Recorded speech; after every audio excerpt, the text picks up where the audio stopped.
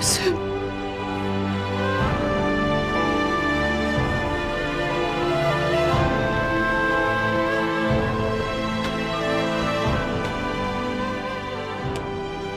Gel Gündüz'üm. Gel kardeşin yanına git. Halime çocuğun önünde ağlama kızım. Biz perişan olduk, onu da etmeyin. Öyle eşikte görünce Ertuğrul'u görür gibi oldu bana. Baba hadi uyan baba. Baba hadi uyan.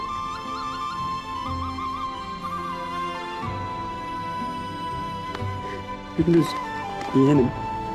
Hadi kalk kardeşin yanına gidelim. Hadi. Gitmem ben. Baba hadi uyan baba.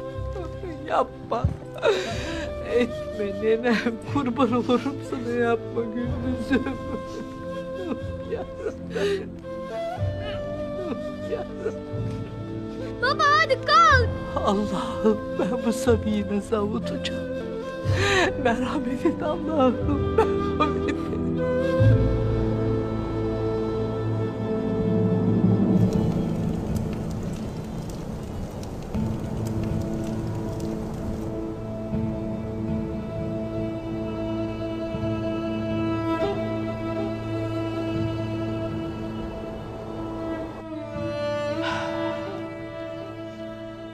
Oğuz alameti.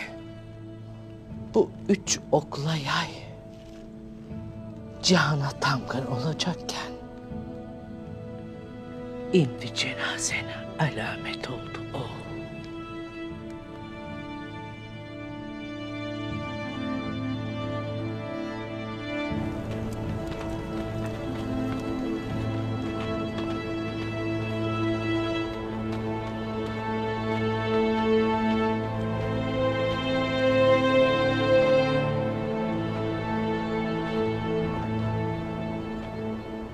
Başın sağ olsun.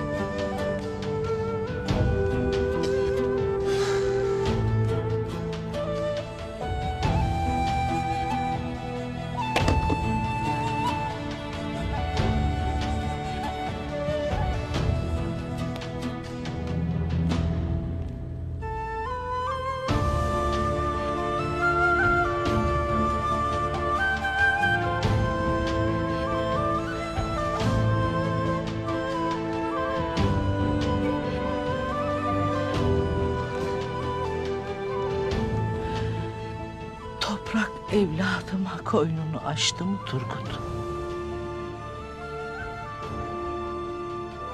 Açtı hanım. Hey gelimli gidimli dünya. Son ucu ölümlü dünya. Kara topraklardan kıskandığım beni. O toprak seni nasıl saracak Ertuğrul? Sana nasıl dayanacak? Ertuğrul! Senin gibi yiğidi ecel nasıl alır? Yer nasıl gizler?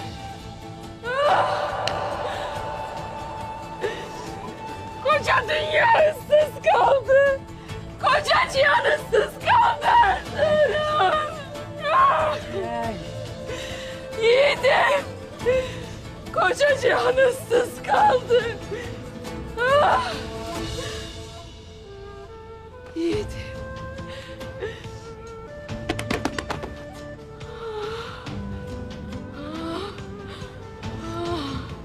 Bismillahirrahmanirrahim. Atlar! Allahu Ekber! Allahu Ekber!